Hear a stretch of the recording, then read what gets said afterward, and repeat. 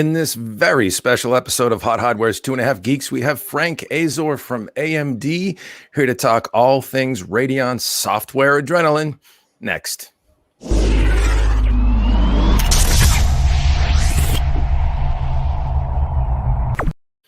Welcome back to yet another delightful episode of HotHardware's 2.5 Geeks. We're going at 9:30, so we're still trying to get the caffeine infusion going. But with us today is a good friend, haven't talked to him in a while, Frank Azor, Chief Gaming Architect from AMD. Do I have that right? I always screw up your title, Frank. How you doing, buddy? Yeah, it's like the longest title in the history of anybody in the corporate world. It's Chief Solutions Architect for Gaming Solutions, or Chief Architect Gaming Solutions. I don't even know sometimes. We're going to let you call yourself whatever you want, but it's safe to say that you are firmly entrenched in gaming solutions for AMD. Is that about right, I guess? Yeah, absolutely. And gaming marketing as well. Awesome. Well, how's it going? It's been a while. We wish we could have been sitting around a table having a couple of tequilas with you at some event or something, but yet we'll do the virtual meeting again. No tequila at this time of the day.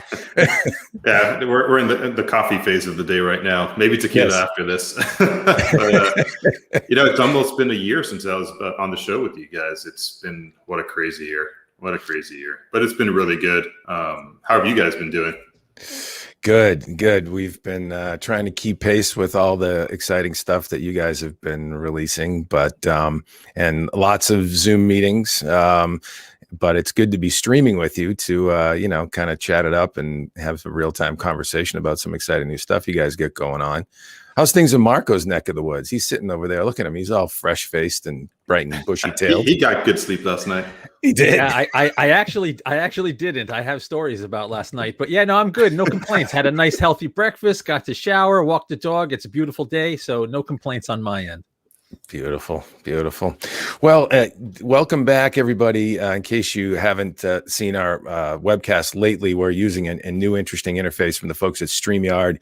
Not a sponsorship, but this is what is enabling this fine 3-box format and all kinds of other cool transitions. So check them out, StreamYard.com. We like them a lot. But Frank is with us, and today, in case you haven't had your morning Joe yet, and haven't seen the announcement, I'm going to drop a link in the chat. A new version of AMD Radeon software Adrenalin, the 21.4.1 release, because don't you know it's April 21, has dropped with a whole bunch of new features, some refinements, some enhancements. And we figured we would step through that a little bit with Frank today, and then see if we can pick his brain and on other places maybe as well. Take your questions in the chat. Certainly, if you want to ask some questions about the new drivers that have dropped, lots of fixes in them, or I should say tools to keep things from going astable, new debug control in there, and all kinds of stuff. So crash control, and then more importantly, some additional cool new features for anything from streaming to improving your image quality and even adjusting your color if you need a little help on the accessibility side of things. If you're can't see all the colors of the rainbow quite as well as you should. So let's dive in. Frank, maybe just give us your high-level thoughts on this release and what it means, and kind of lead us on the way here, and then we'll dig in with you. Okay, yeah. Well, thanks for the opportunity to introduce it to you guys and to your fans and your audience. Our software releases are something that we treat very seriously within the company. I actually lead the software product management and software product marketing functions for the Radeon Adrenalin software. And today's what we call like our big launch, our big annual launch. We typically do this around December of every year, but we were a little bit delayed this year. I think the last year, COVID has disrupted everything and everybody. And we really wanted to put a lot of focus on the 6800 XT, and 6900 XT driver launches. So we put all hands on deck to make sure those drivers were going to be rock solid when they came out. And it was a really good driver release when those cards came out. So that shifted some of our timeline here to April. But some really cool features in the new software. So it's got some improvements to the user interface. We're always looking at how do we make it simpler. We're collecting feedback from customers as well. And a lot of the recommendations that they made to us, we've incorporated those in the new release. We've also done some other cool things. We brought in some of the CPU performance metrics into the software as well. So historically, the Radeon software has been just that. It's been Radeon software, and it's been almost exclusively graphics focused. But as we're evolving more and more into a platform, overall solution centric mindset in the company, where we're taking our CPUs, our GPU, and our software. You've heard me talk about A+A+A a lot over the last couple of years since I joined. We're starting to bring in more of that overall platform view into the software. So you can see how your CPU is performing. You can see what the utilization is of the CPU. We've had those features for our graphics now within the software for a while, and now you can have CPU and memory integrated into one user interface. We're still going to support Ryzen Master by all means. So this is some just basic stuff that we're bringing into the software. Ryzen Master will still be your destination for the hardcore overclocking and memory timings and everything that you may want to do to the CPU. This is kind of a novice level of interface and control. And then one of the things I'm most excited about is we have a new version of AMD Link. If you're not familiar with AMD Link, it's a really cool remote desktop solution that we have integrated into the software. So when you load our software on our graphics and you activate AMD Link, you can access the games and the apps on your PC from most smartphones, certainly iOS and Android smartphones, and even some smart TVs as well. We have app support for them. But traditionally, we haven't actually had, up until this point, Windows to Windows accessibility. So we added that feature now too. So if you're on the road eventually, when we get back to traveling again, and you want to get kind of access your home PC, either to play a game or to get a file or to access anything you may want to access that maybe isn't already stored in the cloud, you have the ability to do that. So, one of the things, oftentimes I kind of have a home server that I'm always running where we do a lot of our backup of our photos and things because, I do have stuff in the cloud, but I also kind of like to have things local. I'm just kind of paranoid like that. Also run a Plex server for some of our home movies and home pictures and things. And this gives me the ability to kind of do remote updates. It gives me the ability to, if a Windows update kind of locks up the app or something like that, I can kind of just access it remotely and fire up Plex and fire up my backup from anywhere around the world. So there's other solutions that do that as well. But this one also allows you to play games remotely with very low latency. And it's just kind of a nice all-in-one free tool that you get. And now we have that Windows to Windows PC capability. So that's pretty cool. And then the other big feature is, in the past, you didn't have an option to kind of do like a minimal install of the driver. You had to get like an all or nothing when you installed it. Now we've put a minimal option in there. So if you just want some of the core basics of the software, you can choose that option instead of having to install the entire software package. And that was one of those pieces of feedback that folks gave us, that they wanted a lighter install. So those are some of the highlights. There's a lot more in there. Like you said, Dave, there's some crash defense tools so that if you do have a crash, we kind of help you recover the system without having a catastrophic failure, if you will. So you can preserve your data. You have a bunch of, how would you say it, like recovery options that you didn't have before, just to give it more stability and reliability. Then we've done some things on the streaming side as well to make it easier for you to capture streams and share streams with friends. We're not trying to replace any of your high-end streaming solutions out there, but some of those can be intimidating to folks. So if you want to just do a quick stream, not have to install third-party software and learn a unique interface and everything, you have streaming built into the app. And you can stream to Facebook, YouTube, Twitch, a bunch of different streaming solutions out there. and you just put in your login credentials, and it's like a one-click stream and you're live type of feature. So those are the key highlights of the new software release. Good stuff for sure. That's actually Ben Funk, the illustrious Ben Funk from HotHardware, who did a little bit of game streaming, as you can see right there, with the software. That's up on Twitch. He had a personal channel. He loaded that up too, versus the HotHardware Twitch. But yeah, as you can see, it works quite well. You got Ben there in the little box, and that's just all with your software, no OBS required. So right. Yeah, that's just simple. All right, we're just trying to make it simple. I mean, if you're going to be a hardcore streamer, there's OBS. There's a bunch of other solutions out there that you're going to want to use. But if you're just kind of hanging out with friends and want to do something quick, it's a really good solution.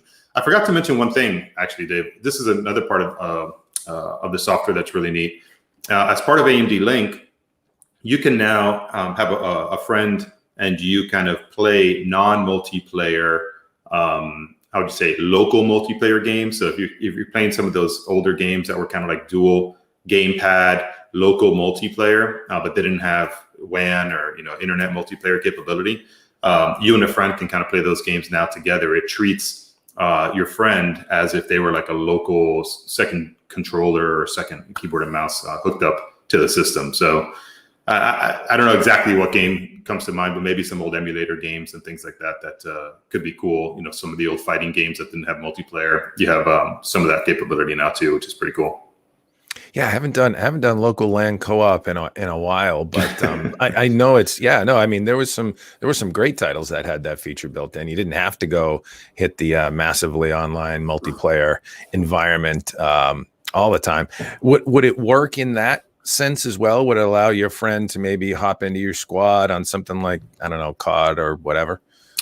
I don't know. I mean, typically, I think in those types of games, you'd have the traditional multiplayer, environment that you'd probably want to use. So we didn't really design it for that. We more designed it for the games that don't have traditional multiplayer, more your retro games, or if you have some indie games out there that are kind of almost like console-like ports or indie console ports, and they didn't implement a multiplayer mode, and they're more intended to have like 2, 3, or 4 gamepads, or or not really keyboards and mouse, but gamepads in a room and play it that way. Now you can extend that to your friends. It's almost like a COVID console feature, local multiplayer console feature in this new world we're living in.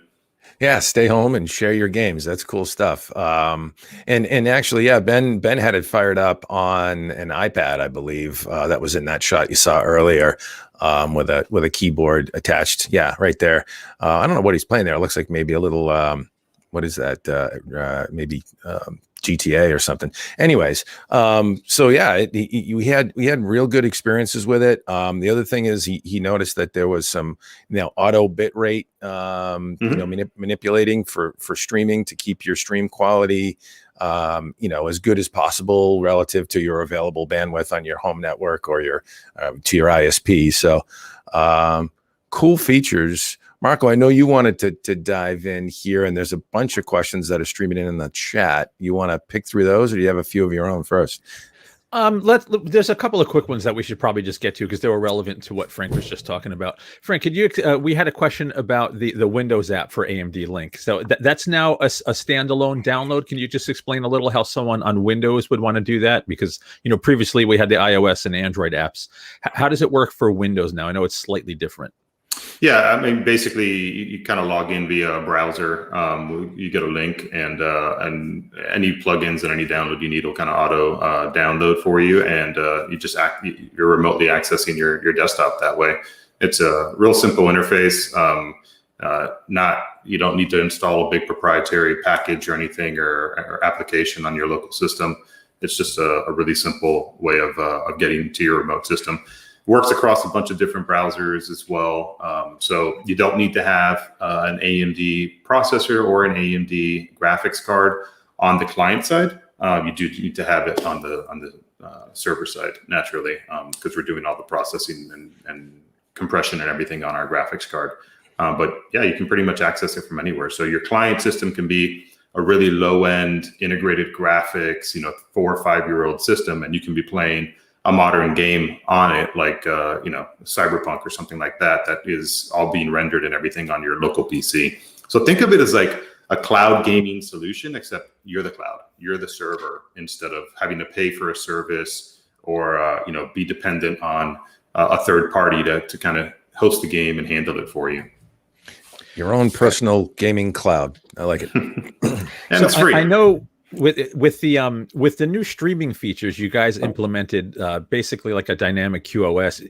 It's kind of evaluating your upload speed, and it'll adjust the bit rate and quality to keep things looking good depending on how strong your link to the web is. Does that also work with AMD Link? Is that link kind of monitored? Is there QoS involved to keep that gameplay smooth? Yeah, absolutely. And again, because we're rendering on graphics, the burden on your overall system from a CPU perspective is pretty light. And we do certain tricks to kind of make the image quality better, to reduce the latency. We just have an enormous amount of compute power on our graphics to be able to do a lot of server-side processing. Not too different than what the cloud guys out there are doing, to give you a really high quality, low bandwidth stream at a very low latency as well. So the compression, we're using really good compression with our graphics cards so that we can try and keep that bandwidth as low as possible, so it's not congesting the network wherever you may be on the client side. Gotcha. Oh, go ahead, Dave. Oh, no, I was just going to say, in all these new features, the software support for them goes back to also the previous generation. So you don't have to have Navi. You could have a 5000 series graphics card as well, right? From AMD. 5000, you can have a 500 series. It works. 500 as well. Yeah. Cool. Go ahead, Marco. I'm sorry, jump right in. No, I was just going to kind of go high level for a second. So with this release, there's a lot going on. You guys tweaked the installer. You put new tools in for bug reporting. We'll get to some of the color enhancements and vivid mode. Can you just give everybody sort of a high level? Do these new features sort of come from community input? Is it a team within AMD that has a bullet list? Okay, for this release, we're going to do X, Y, Z. What are some of the thought processes that go into a release like this? It's all of the above. First of all, we have a great team of folks internally that are very creative. They're very passionate. They're hardcore gamers. They're hardcore enthusiasts and users of our hardware, of everybody else's hardware, and they're very creative. So, in our process, we start with brainstorming and we ask ourselves, what could we do?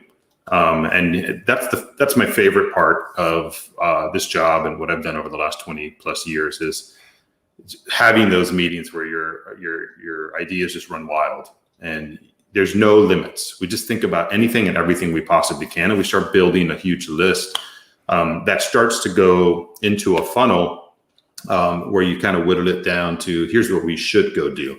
And as part of that funnel, here's everything customers are telling us they want to see in the software. That also plays a role into the brainstorming process, but the customer feedback really plays a huge role in how we prioritize what we should do versus what we could do potentially on the brainstorming side. And that feedback comes in all different types. We have a lot of focus on social media. We probably read and analyze Reddit feedback and YouTube comments too much sometimes. So a lot of every single day, there's at least 2 to 3 threads that come out internally that talk about here the top conversations going on social media. And oftentimes when there's an adrenaline conversation out there, we're picking out the pieces of feedback that are constructive, productive, that we can actually act upon. And that stuff makes its way into ultimately that funnel, which leads into our roadmap. And with that roadmap, we get resources assigned to go off and commit to developing these features and these improvements and enhancements. We assign time to it, like, hey, it's going to take 3 months, 3 years, 30 years. There's nothing 30 years out that I know of. But we assign time-based to it, and then we commit as a team and as a company that we're going to go make the investment to productizing or developing these different features and releasing them. So the cool part about the job, but it's also always a frustration with the job, is that what's coming 2-3+ years later, and you want it right now. But your constraint is time, money, and resources, and you have to pace yourself. You're always pacing yourself and saying, like, hey, let's do a balance of big features and medium and little features into this next release. And how do we kind of spread things out? Because our appetites are a lot bigger than our stomachs. These product managers that I was talking about that are just so creative and they have so many great ideas, and our own customers, we want to do it all. I mean, we're creators, we're inventors, we're product people, right? And we use our stuff ourselves. So it's a double-edged sword. It's really exciting, it's really cool, but it's always like, how do we do it faster? How do we accelerate our development and get these things out there quicker? But it's what I love about the job. The old Rome wasn't built in a day kind of thing. Yeah, and then occasionally, I think it took AMD like 3 years to build Rome, right? Oh, I wasn't even talking CPUs. Good pun there, Marco. Just kidding.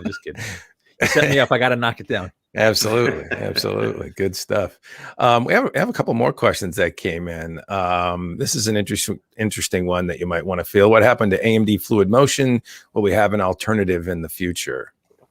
I'm actually not aware of what Fluid Motion is, so I don't have an answer on that one. I'm sorry. I don't know. I think I do. So Fluid Motion was like AMD's video smoothing tech, and a long time ago. Yeah. The one thing with video smoothing is lots of people hate it. You get what's called the soap opera effect when you watch movies where everything's kind of too smooth and too weird. So yeah. If I was a betting man, it was, on a monitor, most people don't want to do that, and most TVs will do that for you. And then there's a large contingent of people that just don't like that. So Fluid Motion is still up on AMD's website, but I wouldn't be surprised if it's not a huge focus anymore. I'm not sure. I'm just speculating, but that's my guess. Yeah, it's not something we've talked about since I've been on board, so I think you're right in that. Yeah. Well, and it's interesting to me as well how I guess how sincere and how consistent you folks are about polling the community for input, about having an engagement with the community to find out what they want, to learn the other things that you can put on the to-do list, so to speak. And it's funny, on the other side of our house as consultants and analysts, we meet with companies all the time, and they pick our brains. And really it comes from, we have a sort of a hive mind all day long as we interact with the community ourselves as journalists and analysts. But, it's like we're surprised that they don't, some of your competitors don't do it as vigorously as you folks do, because it's valuable information. Now, granted, you have to parse through sometimes a lot, and you can only pick your spots. But yeah, it's surprising, Well, and the community can be brutal, and it's tough to read at times. They also keep us honest. So it's one of those things. It's also a double-edged sword. It's like you have to pick through a lot of the unproductive commentary to find the things that can really make you better. And it's a big investment to do that emotionally. But also in just like spending the time to find the things that you can actually act on and that you can figure out are the right priorities. Because again, our appetites are always bigger than our stomachs, which is a great situation to be in. I mean, I can't imagine having a bunch of resources and not enough ideas. That would be like a nightmare. So prioritizing what you're going to do and when you're going to do it is also a really tough part of what we do every single day. Because while the customer is always right, one comment about one little feature over here, you have to figure out and measure the weight of that. And it's very subjective versus all the other things on the list that you have to do that you want to go off and do. And what I think is really great about the culture of AMD is that it's really well balanced in taking new things, new ideas, and then taking feedback around improvements and opportunities and doing both of those at the same time. You look at this software release, and it's not all brand new features. We talked about improving usability. We talked about improving the installer and giving folks a minimal option. We talked about doing our Crash Defender reliability tool. These are all customer feedback influences that we took into the software, and then we sprinkled in some of our new ideas around AMD Link and the color deficiency. Color correction was one of the customer feedback points that we got, and then we sprinkled in some of our new features and things into that so that we have a really good balance. You could argue that from a marketing perspective, it would be a better idea to just launch a bunch of new sexy features and don't worry about the usability improvement things and all that kind of stuff. But again, our culture is really cool in that we take the weight of customers' comments and feedback to heart, and we really act on it. And everyone says that, but you see it in our work. We're not just saying it. You see it in every release. There's that balance of improvement and new features. Yeah, and I tell you what, the crash prevention tool in and of itself sounds interesting to me. I mean, Windows these days, or Microsoft, has been rolling out updates on a blinding clip, and sometimes trashing stability and GPU performance. We had our headline this week. Yeah, Windows 10 update has gamers fuming over crippled frame rates and BSODs. So, that went out yesterday. That was a headline we put out. So it's timely, and it's great to have that integrated now, especially the bug report tool, where a user can immediately, vet in whatever, issue they had and the time they had it, and capture that moment in time to help you guys root cause it the best you can. Yeah, we used to, the way you used to report bugs was to have to go to our website or do it on social media, and it was kind of disconnected in a way, and you had to figure that out yourself. Like, how do I tell AMD that there's an issue here? And this was a pretty simple, this isn't revolutionary by any means, but there's people reading every single one of these and parsing the data and looking for the Pareto of what are the most common issues and how do we solve those as quickly as possible. And we have conversations about this, every week, multiple times a week at my level in the organization. So it's a priority for us. This facilitated getting that feedback instead of having a few degrees of separation in doing so. And we've gotten a ton of great feedback. If you look at our software reliability and quality and the complaints about it today, as compared to a year and a half ago, it's drastically improved. And all these efforts have played a role in that. But most importantly is customer feedback played a role in that. If we don't hear the voice of the customer and we're not paying attention to it, we'll just navigate blindly. So having our ear to the ground has been critical to helping us get this far in where the software is today and the reliability of it is today. Yeah, cool stuff.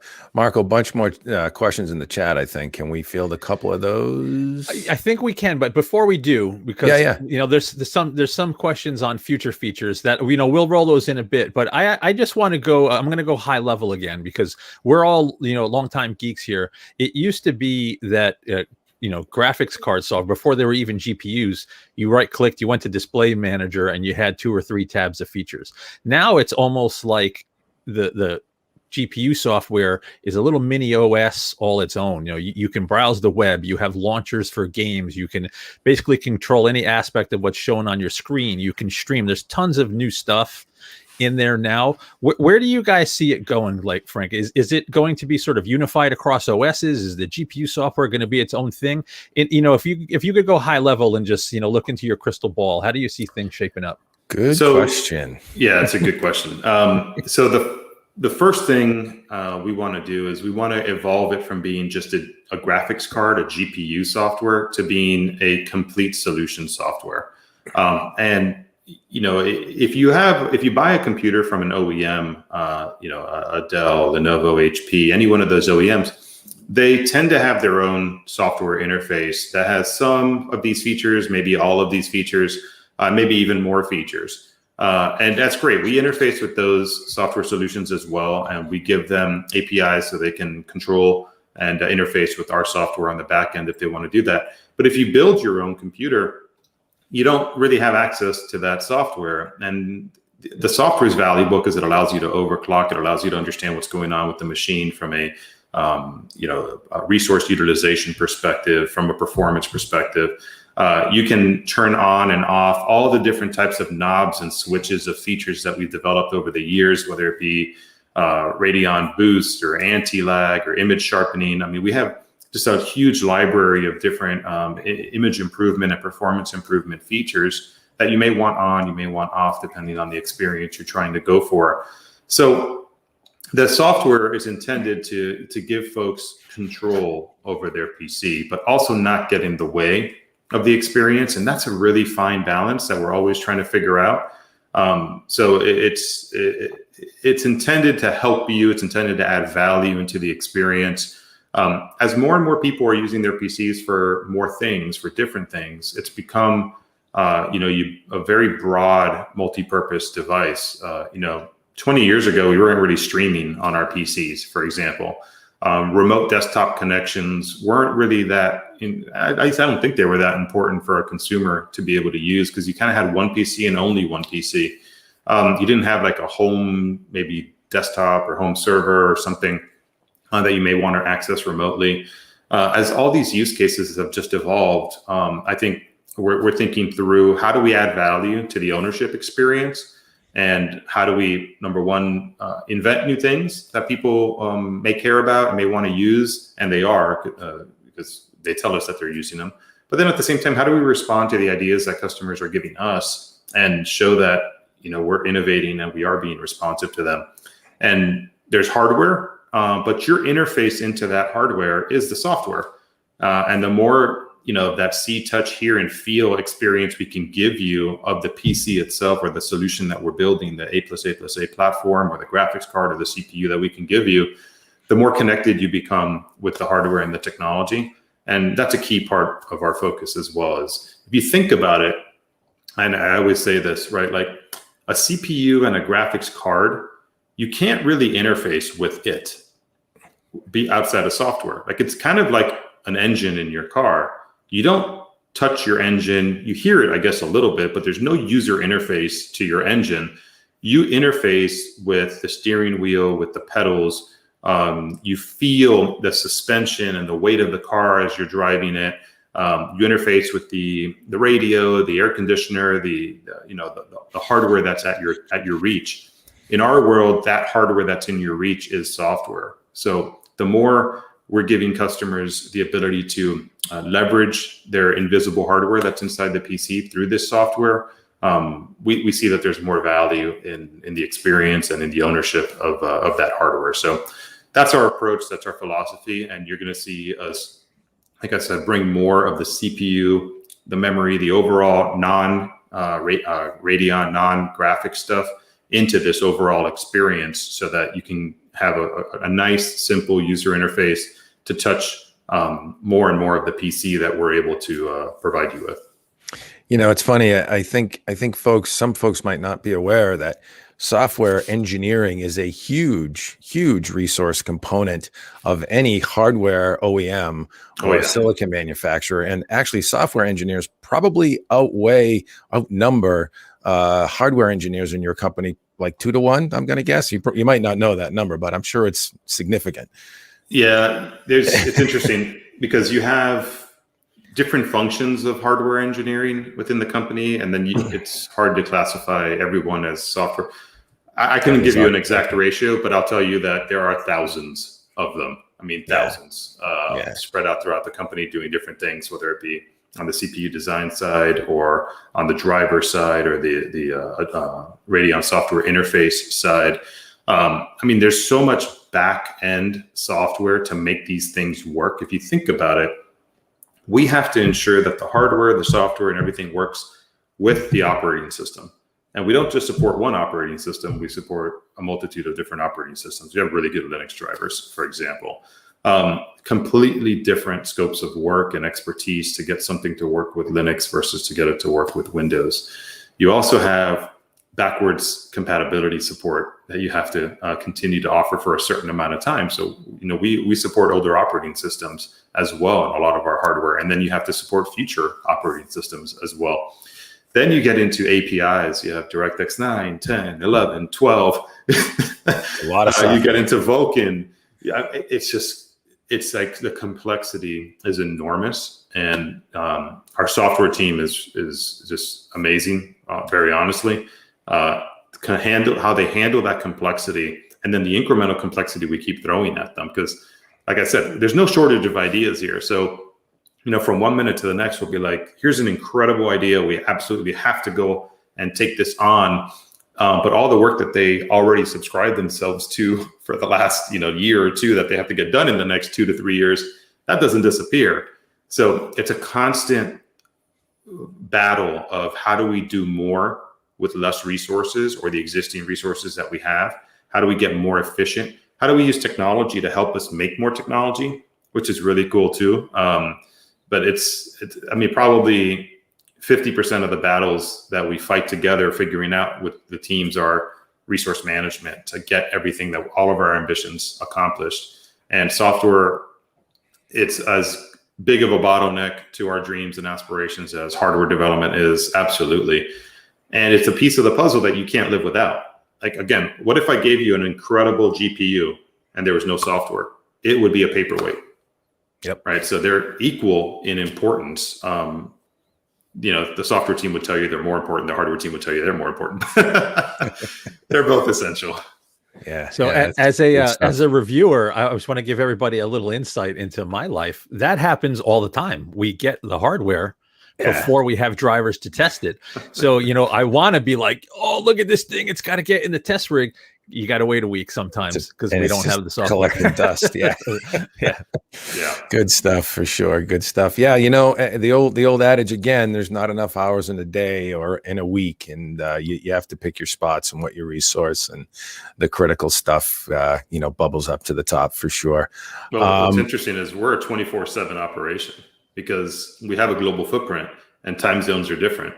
So when North America is going to sleep, Asia's picking up the work that North America left off. When Asia's starting to go to sleep or transitioning, Europe's picking up the work. So it's a 24/7, operation. You think about, on Sunday night, as we're going to sleep here in North America, Asia's picking up. It's their Monday morning. So it's constant. I think there's only Saturday is really kind of arguably the day off because it's Saturday in North America and Sunday in Asia. But it's intense. Again, you have to figure out how to do more with less, and that's one of the tools that you use. Is you have 3 shifts basically spread out around the world, and the AMD culture works very, very, very hard. There are no office hours here. Everyone's pretty much working, 24/7 as much as they can. If you're not sleeping, you're pretty much working. To quote the infamous or famous Bill Belichick, coach of the New England Patriots, no days off. No days off. And we got a bunch more questions, Marco. I have a couple of good ones. I don't know if you want to line them up yourself or. I want to ask one more question, just out of left field. No, because it's just it's another weird one. Just I wondered about this kind of stuff. One of the features in the new software, the vivid color options or the ability to kind of tweak hues on your own. Do you guys? You might not have an answer to this, but it's just something I'm wondering. Do you guys ever get pushback from game developers? Because lots of artists, they don't want people messing with their art. And if you're giving people tools to sort of tweak it to the way they want, do you guys get pushback from game developers or any software developers over stuff like that? There's always a negotiation and a conversation going on around the new features we're bringing them and what they want, what they don't want, and we work to resolve that with them. When it comes to these things, I think they look at this as a very, very small portion of the market that's going to use these types of things. And they're intended to be accessibility features for folks that really need the feature. Yeah. I don't think that, but it could happen. People are going to come in here without really needing or wanting to use these things and just completely modify everything for the sake of doing it. So this isn't a huge issue for game devs right now. But, there's always that concern of how do we ensure that we preserve the integrity of the game? And we also don't want to give, and neither do the game developers, some type of an unfair advantage to a gamer where, it's arguably a new way of cheating. So you can run into some of that stuff with brightness at times. But generally that tends to be on single player games. And if you put up your gamma and you put up your brightness, you kind of ruin the experience of you. I remember, I think it was Fear. When I first played Fear, I really got sensitized to darkness being perfectly calibrated, because if I could see everything coming, it ruined the experience. I wasn't scared. And it's like, I think it's that. It's like, yeah, you could do that stuff, but you're only hurting yourself. Okay, yeah, I get through the game quicker and I'm not as scared, but again, you're ruining the experience for yourself. So this is really intended to be an accessibility feature set for folks. I don't think we've gotten pushback on it, but I'll ask our ISV team to see if they have any concerns.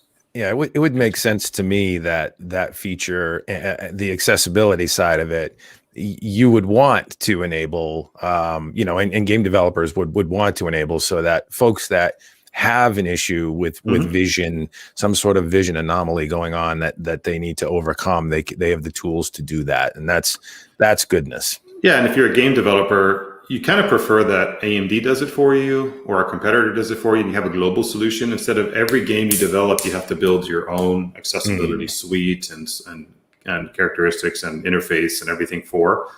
So having a global solution kind of reduces their workload as well. And to Dave's point, it brings more people into the experience. But again, it's a very, very small segment of the market that's going to be affected and use the features. Cool. Good stuff. All right. So I'm gonna pop a question up on the screen because multiple people have asked. They're gonna want an update on this one. Frank, can you give any sort of updates on AMD's Fidelity Super Resolution feature that's coming? I can, but they'll kill me if I do. So we don't want that happening. Do it anyway. No biggie. Look, we're working very, very hard on it. It's compelling. I'll tell you. And we're very sensitive to the fact that it's taken us some time to come out with a solution. And we want to make sure it's going to be great. And we're working really hard on making it great. What I will say is we have made an enormous amount of progress in the last few months. And you're going to see something soon from us. I don't want to set too high expectations and disappoint. The secret to a happy life is having low expectations. So I won't go and say it's going to be amazing. It's going to be the most incredible thing in the world. But it's going to be a good solution. And what's really important to understand about almost everything we try to do here at AMD is we have certain principles about how we approach technology. And we've proven this over time. Like take FreeSync, for example. When we introduced FreeSync, we introduced it as an open standard. We gave it away to the industry for free. We did everything we possibly could to make it simple to implement. And we wanted people to adopt it and adopt it rapidly. And we have well over 1,000 displays now in the market that have FreeSync. When you look at what we've done with GPU Open, for example, right? We're putting tool sets out there like Fidelity Effects, like CAS, all these things out there for game developers to easily adopt these tools and put them across as many games as they possibly can. And we make it as simple as we possibly can. Making things simple is extremely hard. Making things proprietary, it's also hard, but in my experience, proprietary things tend to be easier to do because you kind of just do whatever you want to go do. And then you tell everybody, hey, go use my thing, right? Whether you like it or not, and I'll give you incentives or other ways to force you to kind of go use my proprietary thing. To make something simple and easy to integrate, you'd have to take feedback from a lot of different folks. You have to incorporate that feedback. You have to figure out, how do I bring this to market so that it has the least amount of friction? And the reason we do that is because we want, the most amount of adoption of these features like Fidelity Effects and FreeSync. So it's hard to do that stuff. But when you do it and you do it right, look at the success of FreeSync as the best case that we can point to say, it's multiple times of adoption greater than the next competing solution out there, like hundreds of times greater. So we hope we can accomplish that with FSR, but it's going to take us. That's why it's taking us some time to be able to be that transformative with a super resolution, a super sampling technology like this. It's taking us that time, but we hope to make it worth it when we finally introduce it. Nice. Looking forward to it. Sounds like good stuff. More questions here. We got a bunch. I can fire one in. Go ahead. Benson says, how much GPU utilization does streaming require? And I would say you probably wouldn't calculate that, verbatim, but I guess what sort of load or what engine? I believe the video encode transcode block handles that. Is it a big load? Maybe is a good question. Yeah, it's not an answer I can tell you like 5% so simply because there's so many variables involved. What GPU you have, what version encoder is in that GPU, what stream are you trying to do based on resolution, bit rate, frames per second. What codec you're having to encode into depending on the site you're trying to stream to. It's not a simple question, but what I'll tell you is we do have our own encoders. We have our own decoders, both in our APUs. So if you use one of our processors, our mobile processors, or one of our G-based desktop processors, you have the encoders and the decoders built into that. You have it in our CPUs as well. And then in our graphics as well. So we're using as much of those encoders as we possibly can so that your CPU utilization and your raw graphics utilization, your shader utilization is as minimal as possible. So the impact shouldn't be major, but again, you crank everything up and you're gonna have a greater impact than if you're trying to stream at a lower resolution, a lower bit rate. Makes sense. What else we got, Marco? So we just had a bunch of questions come in on Crossfire, multiple people asking about Crossfire. Now, I have opinions and thoughts why, multi-GPU is not huge anymore. But is there any multi-GPU news on AMD side as it relates to Crossfire that you can share or want to talk about, Frank? I can't. No, there isn't any news that I can share about it. Okay. I will say personally, I'm a fan of Crossfire. I'm a fan of multi-graphics solutions as well.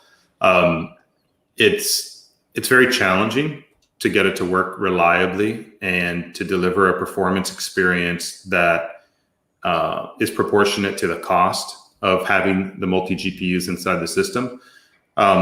We've transitioned into an environment where, because of I think the competitiveness that we have in the industry, GPU TDPs or graphics TDPs have kind of gone up a fair amount. So, we're looking at GPUs now that are like 300 watts. Right. I mean, I know those have been a while, but they're kind of still going up more and more.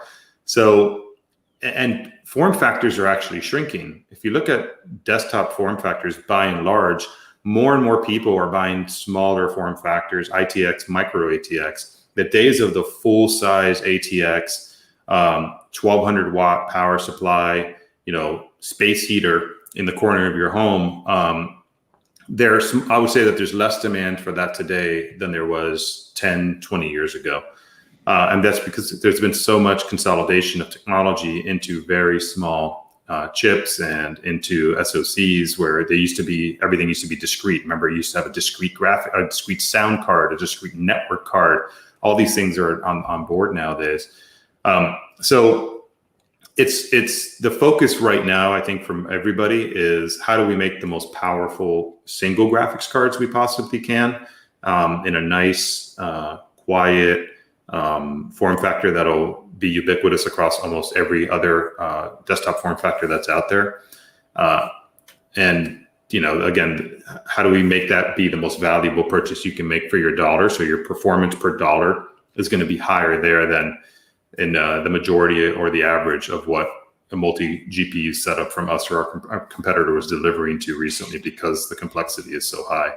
The other thing is we're focusing now as an industry on super resolution technology, on ray tracing, for example, on performance per watt, because notebooks had their best year ever in 2020. I think gaming notebooks were up 24%, if I remember correctly. So again, it's that stomach and appetite analogy I was saying before.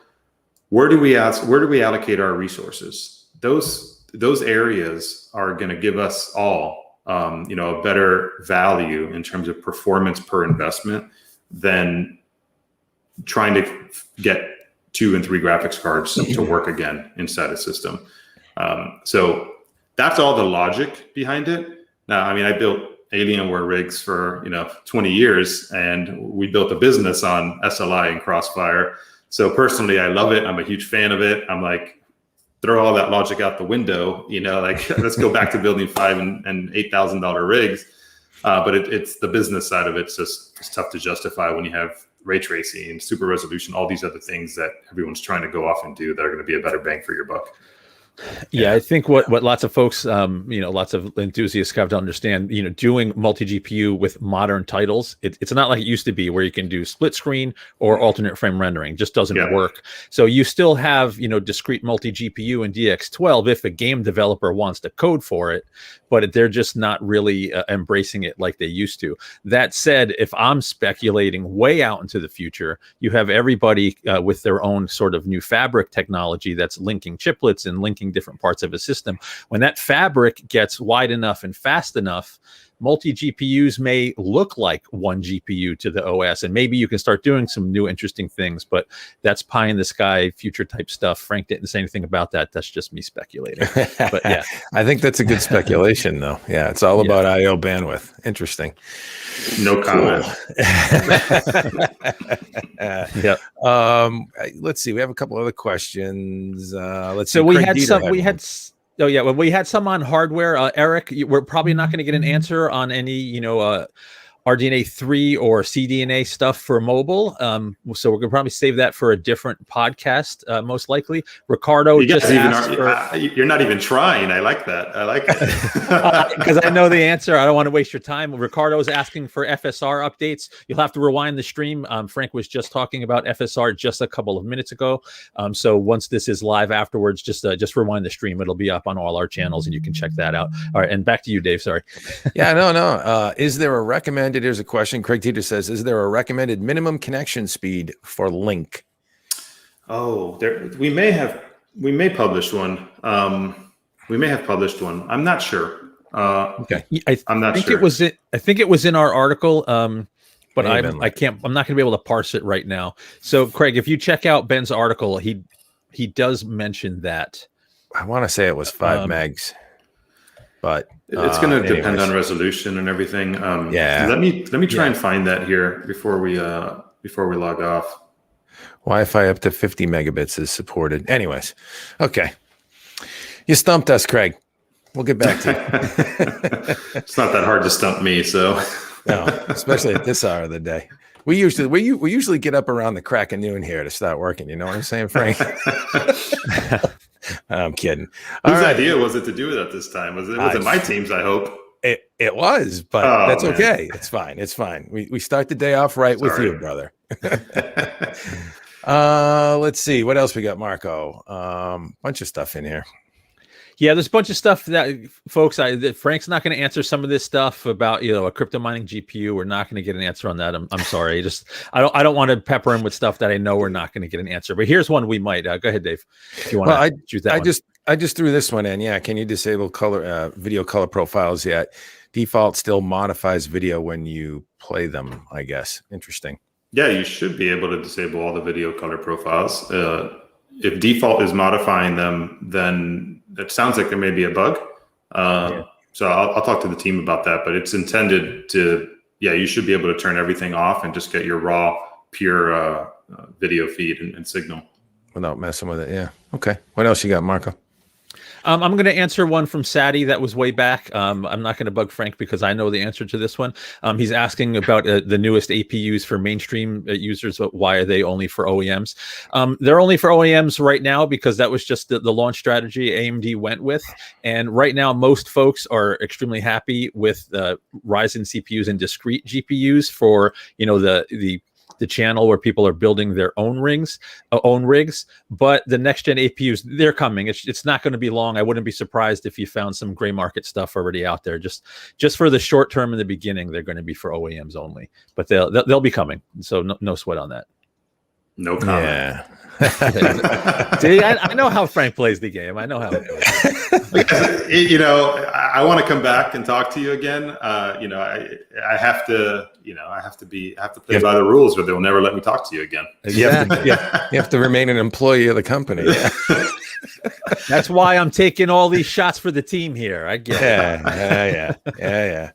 What else? Anything else we can throw in here? I see one that might be, it's not on topic, but we might throw that in later. Anything else on the subject of Radeon Adrenalin?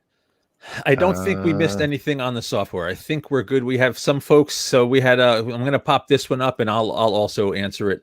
Talking about consistency with FreeSync when he installs a new version, sometimes it stops working. That's exactly the kind of thing that the new bug reporting tools are for. Typically, if a driver installs properly, you should not have an issue like that. But if you can, repeat something and you have a pattern where you can consistently get it to happen, that's exactly the kind of stuff you want to send in with the new tools for reporting bugs. Please do just what Marco said. Report the tool. Like we talked a little bit earlier in the conversation. The complexity of this software is enormous. It's beyond anything I can fully comprehend.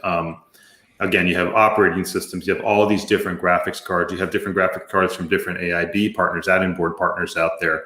You have, I think there's 1,500 different types of FreeSync displays that are out there as well. Think about the multitude of complexity all these combinations have, your OSs, all the different versions of OSs.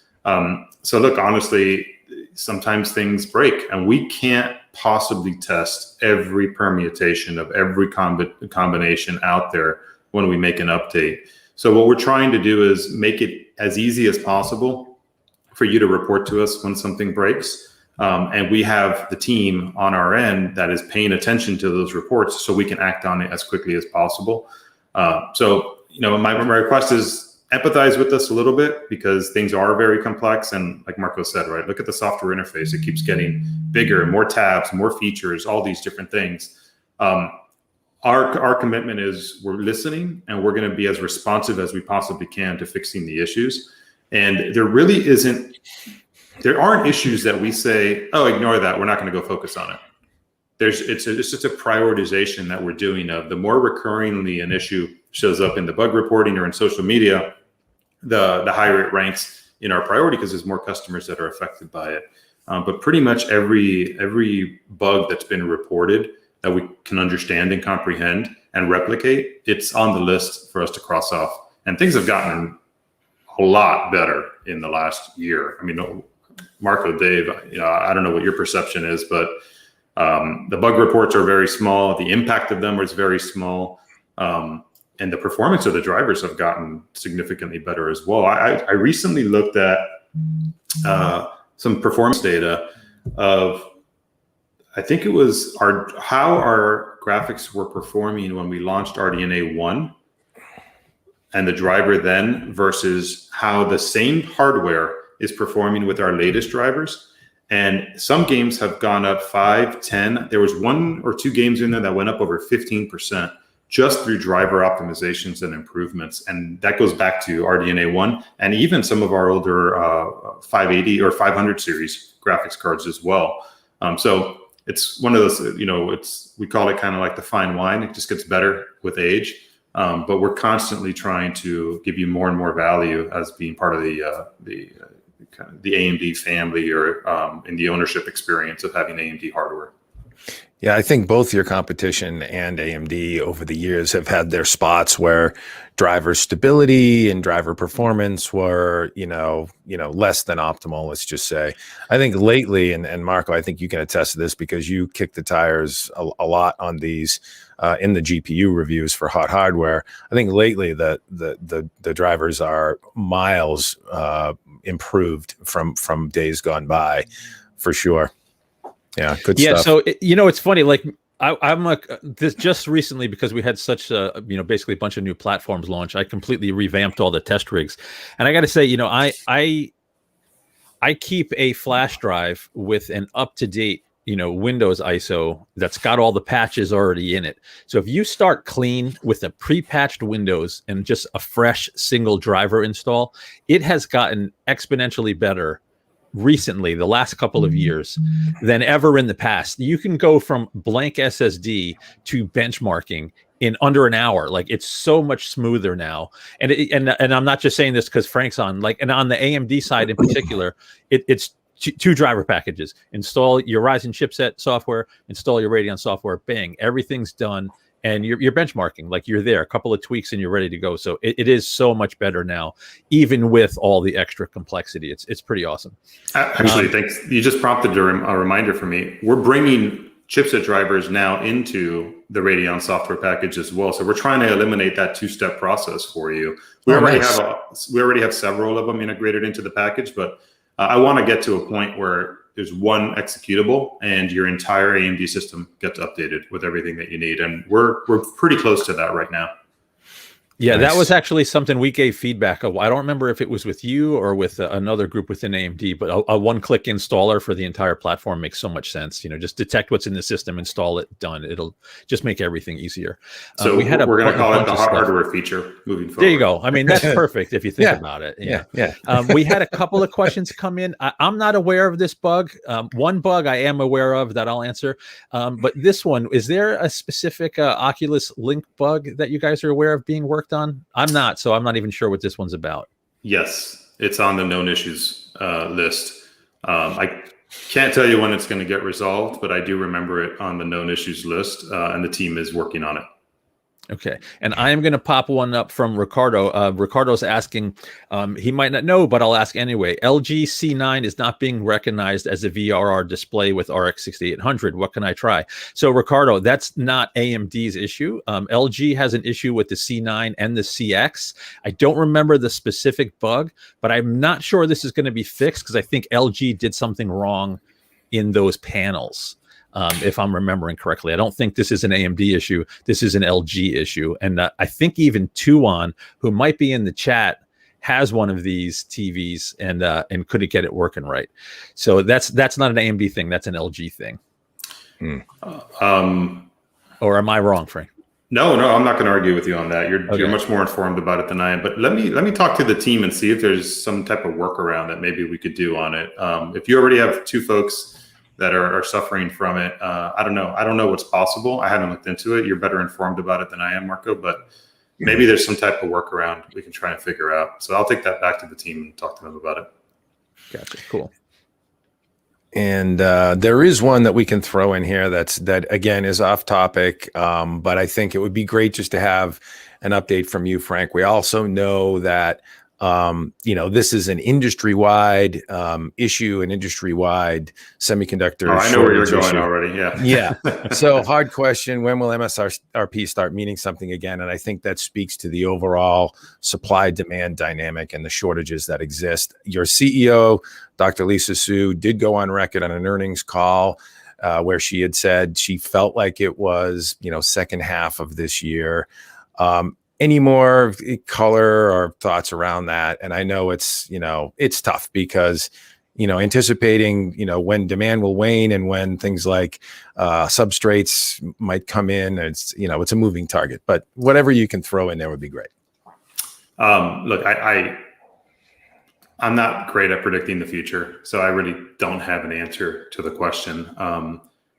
Demand is still strong. We see demand from everywhere. Every country around the world, every card that we're launching, that our partners are launching, every card that's available out there. I mean, last generation, two generation old graphics cards. It's unbelievable how much demand there is out there. And it's really an unprecedented market. You keep hearing that, but it truly is unprecedented. There was a crypto boom like 2-3 years ago, and we saw some pretty big demand then as well. But this is different because you have the COVID dynamic. You have brand new GPU architectures that are out there from us and our competition, and they're really, really good, very efficient, incredible performance uplift. And then you have crypto kind of all these. It's like the perfect storm of everything coming together. And I don't know that any one of those three dynamics are going to necessarily change the entire demand environment. I think if maybe one of those starts to fade, we're going to start seeing some really, really cool games coming out in the second half of this year and in the first half of next year. A lot of games were delayed, unfortunately, because of COVID, and that time's perishable. So they were delayed, and we're going to really start seeing some great titles second half and first half. And I think that, if any one of those other three dynamics starts to kind of affect or fade a little bit, I think the demand of these new games is going to make up for it. So I really don't know. And I don't know that anybody knows, to be very honest with you. That's why you hear so much different information. TSMC comes out and says something, our competitor says another thing, we say one thing. All I can tell you is the amount of effort that we are putting into trying to build more product is enormous. And it's a daily meeting thing. Lisa, everybody's very intimately involved in trying to get more product out the door. You spend the majority of your career trying to build the most competitive product you possibly can to motivate people to buy it. Right? That's like the normal operating mode for a company. You don't typically spend 90% of your time or 80 or whatever, the majority of your time, let's say, trying to figure out how you're going to make more of your product that is in such high demand. And that's kind of the environment that we're in. And we've really done an incredible job, but it's an unprecedented market, and all we can do is just continue to chug away at trying to get more material in and more product out the door. And we're doing the best we can. There's nothing that I can point at that says, oh, maybe we should do this differently, or we should have tried harder here, or anything like that. It's truly a remarkable effort that everybody has going on to get more product out the door. Yeah, probably the most overused word in 2020 and 2021. I know. Unprecedented. No, it's okay. It's okay. But I think it describes this to a T, the market dynamics that you spoke of, the supply demand dynamics that you spoke of. Really, we have never been in this situation before, ever. No. And the other thing that's really interesting, and it's history, we'll be able to reflect on this time in the future, and we'll have a lot more clarity around it. But a lot of people are like, oh, it's crypto's fault, it's COVID's fault. One thing that a lot of people are dismissing is the competitiveness that we have brought to the market has also created a really, really new set of variables that we haven't seen in the high performance graphics market in a really long time too. And that's driving us and our competition to, strive to out innovate each other at a pace that I haven't seen in probably a decade, because Radeon has been competing, but more at kind of the mid-range level, not at the high end. And I think that innovation and that excitement that we've brought to graphics, it's very similar to what we did in CPUs over the last 3-4 years. And that's spurred up a lot of CPU demand as well. So it's not any one thing. I think it's just this perfect storm of multiple things that have come together and have led us to this dynamic that we're in, this market we're in. Yeah. Well, I think we should probably wrap. We're running a little bit over. Any last quick questions before we let Frank off the hook? And anything you see there, Michael? I don't think anything that we're going to get an answer on. I'm toying with the idea of staying on the stream for a little bit to chat with folks because we have such a big audience. If I know Frank has to run, but I'm not reading the comments. But Marco's face leads me to believe that there are some really interesting comments being put on there. No, like just fun stuff that I would love to speculate on. We have folks asking about, opinions on Intel getting into the discrete GPU game. There's a whole chat going on about the LG TVs. I think I missed a variable in that I want to get more info on. We have a question. I'm going to pop this one on. It's probably, because it's a tight partner. I would bet the farm you can't say much, but he's asking, what's your opinion on Sony bringing some of their exclusives to the PC? I think AMD hardware would really benefit. I'm sure you'd love to see some of those exclusives come to AMD hardware, but can you say that? I can't talk about the content. I can't talk about necessarily Sony. I'm not very close to those conversations. So anything I say would be just unqualified for me to say.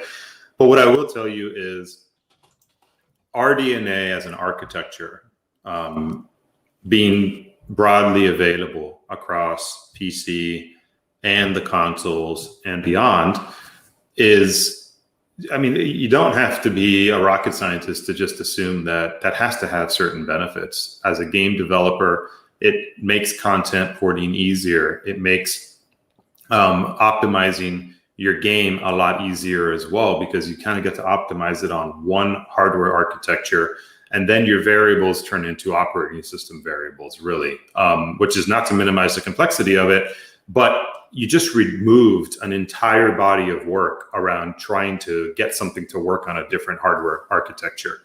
And, we talk a lot about A plus A plus A and this strategy that we're leading. And everyone thinks of it as the CPU and the GPU and our software from a PC perspective, right? But A plus A plus A has been around in consoles now for a long time, a decade, right? Those consoles are using one integrated chip or architecture from us that has CPU and GPU and our software in it. So in a lot of ways, they're kind of ahead of us in what we're trying to go off and build. So that it naturally has a lot of opportunity and advantages for ISVs, game developers.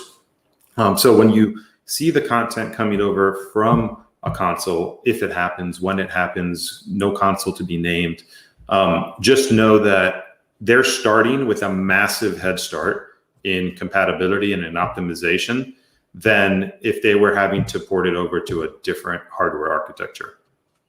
And that is great for us. It's great for gamers.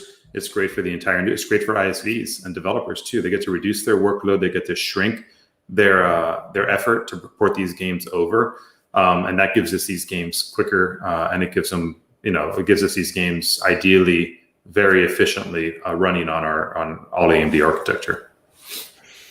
Good stuff. Good stuff. Well, I want to toss this in there and just say that I'm very appreciative for the awesome audience we had today. Great questions in the chat. Lots of respectful, thoughtful questions on the topic of Radeon software Adrenalin. Really good stuff, folks. Thanks for joining us on this. You sound surprised, like they were respectful towards me. Nope, it is surprising. Nope. Hey, it's good stuff. It's always good to have good community engagement with informed folks with good questions. That's why we're here. Yeah, man. Well, thank you guys for having me. I appreciate it. For everybody that gave us some of their time today to listen to our conversation, to ask the questions, to be engaged with us, I really do appreciate it. Time's very valuable. And your time is extremely valuable. So thank you for giving us some of it here today. Dave and Marco, I miss you guys. I hope to share a meal and a drink with you sometime soon. We're closer today than we were yesterday. That's it. I'm looking forward to it. Little by little, day by day. And thank you so much for your time as well, Frank. Gracious of you to come on and join us geeks, share your words of wisdom and your insight. And always a pleasure, buddy. Always a pleasure. Thanks for having me, guys. Good stuff. You take care, Marco. Are you staying on the stream? Did you say you were staying on the stream? I'm going to stay on for 5 minutes because I feel like I need to answer some of Eric's questions. He put so many in that we couldn't, that I knew we weren't going to get answers to, but I'd love to speculate with him for a few. So, Frank, if you got to run, no sweat. We got it. I know Dave's, you got to run in a few minutes too. I just hit end broadcast and that kills the stream, right? You want to stay on? You want to stay on the stream? I'll stay on. Yeah, you guys can run. I'm going to stay on. We'll just leave the studio. We leave. He's going to answer all the questions on my behalf for me. No. But if I were Frank, I would say this. That's how he's going to. I'm totally going to speculate on some stuff. If you want it on the stream, do not hit end broadcast, but make sure you ask them to please like and subscribe before you go. I will. I'll give everybody a proper goodbye. I'm sure the questions are going to stop quickly once you two beautiful fellows drop off. But I will. I just want to get to some of these because some of these guys were asking questions the whole time and we didn't really get to them. So I want to just speculate with them for a bit. Good stuff. Thanks for hanging on, Marco. Right, Frank, good to see you, buddy. Thank you so much, guys. If anybody wants to reach out to me to ask me more questions, I'll whatever I can answer. You can hit me up on Twitter. I'm not that active on there anymore, but at Azor Frank, if there's any real productive pressing questions, feel free to reach out directly as well. Thanks, guys. Frank, good to see you, buddy. Frank Azor, AMD Chief Architect of Gaming Solutions. Take care, buddy. Have a good one. We'll see you. See you later, man. Take care, Marco. Enjoy. See you later, bro. So, Eric, you popped this one into the chat. When will AMD build RDNA 2 graphics with HBM2 memory? So, I don't think that's going to happen anytime soon. With RDNA 2, AMD implemented the Infinity Cache. They basically brought a whole bunch of memory onto the GPU, and it effectively increased memory bandwidth. So even with slower GDDR6 on a 256-bit interface, you're getting performance like other cards with much wider interfaces with more memory bandwidth. So if there was an application where the huge memory bandwidth advantage of HBM2 would help, and prices came down and availability was better, perhaps we would see something like that. But I'm going to guess that it's more likely that we'll see GPUs with larger infinity caches and faster traditional memory interfaces rather than HBM2, at least in the consumer space, because that bandwidth doesn't make a whole lot of sense just for gaming. It's not every application that's memory bandwidth limited. You have to worry about compute and lots of other stuff as well. So it's not likely to come to a consumer GPU. Now, you had also asked a while back about the CDNA and future architectures coming to notebooks. That's also something that I don't think is going to happen anytime soon, because you have relatively high.